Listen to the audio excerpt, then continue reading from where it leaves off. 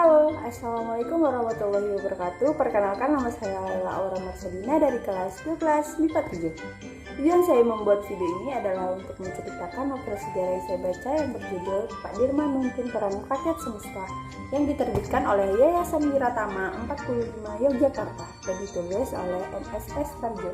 Untuk itu, teman-teman simak videonya baik-baik ya.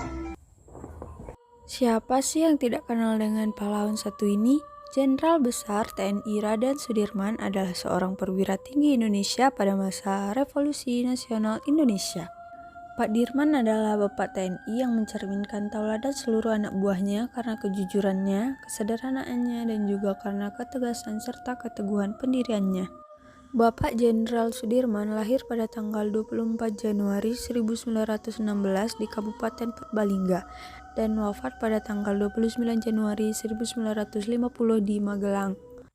Buku novel Pak Dirman Memimpin Perang Rakyat Semesta dari Atas Tandu ini menceritakan salah satu fragmen perjuangan dalam perang gerilya yang dipimpin Panglima Besar TNI Jenderal Sudirman. Salah satu adegan fenomenal dan heroik dalam perang gerilya pada tahun 1948 adalah Sudirman ditandu. Apa yang membuat ia ditandu? Ya, ternyata Bapak Sudirman menderita penyakit tuberkulosis yaitu TBC. Ia pernah dirawat di Panti Rati pada Oktober sampai bulan November pada tahun 1948 dan Agustus sampai Oktober 1948. Pada kala itu belum ada antibiotik yang ampuh untuk penyakit yang membunuh 7 dari 10 penderitanya. Meski tubuhnya kurus dan ringkih karena penyakit tuberkulosis yang dideritanya itu, Bapak Sudirman bergeming. Bapak Sudirman tetap menjalankan tugas sebagai tentara, tepatnya Panglima Besar Tentara Rakyat Indonesia. Ketika agresi militer Belanda II yang dipimpin Jenderal Simon Hendrik Spoor 19 Desember 1945 dan Soekarno-Hatta ditangkap Belanda, Sudirman memilih berangkat perang dan memerintahkan tentara melakukan perang gerilya. Apa sih perang gerilya? Perang gerilya merupakan terjemahan dari bahasa Spanyol yaitu guerrilla yang secara harafiah berarti perang kecil. Perang gerilya adalah perang yang dilakukan secara sembunyi-sembunyi, penuh kecepatan, sabotase, dan biasanya dalam kelompok yang kecil tapi sangat fokus dan efektif.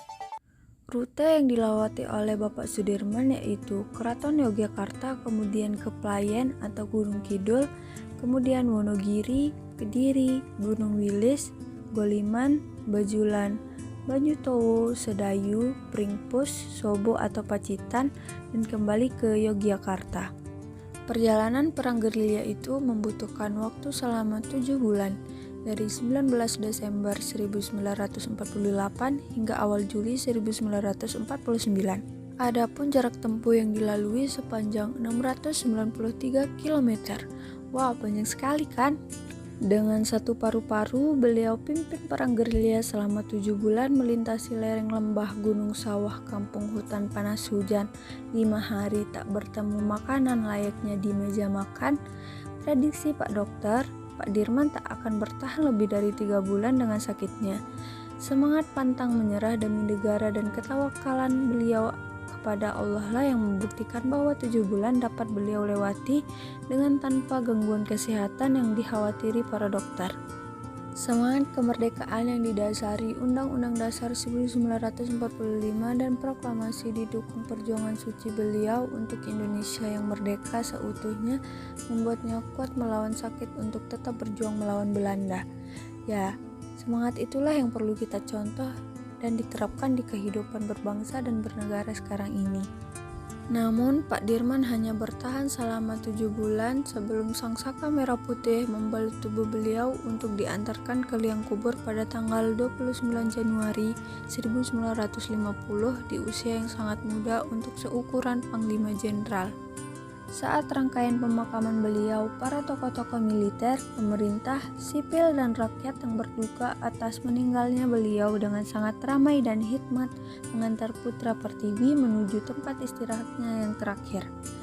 Sultan Hamengkubuwono IX sebagai Menteri Pertahanan dan mewakili pemerintah dalam pidato di pemakaman menaikkan pangkat Jenderal Sudirman menjadi bintang 4 sebagai bukti dan penghargaan jasa-jasa beliau untuk tanah air tercintanya. Dalam usia jenderal yang ke-38 tahun, sang jenderal besar telah menyumbangkan banyak prestasi untuk negerinya. Tenaga, pikiran, dan nyawanya telah ia abdikan demi kemerdekaan Indonesia yang sesungguhnya.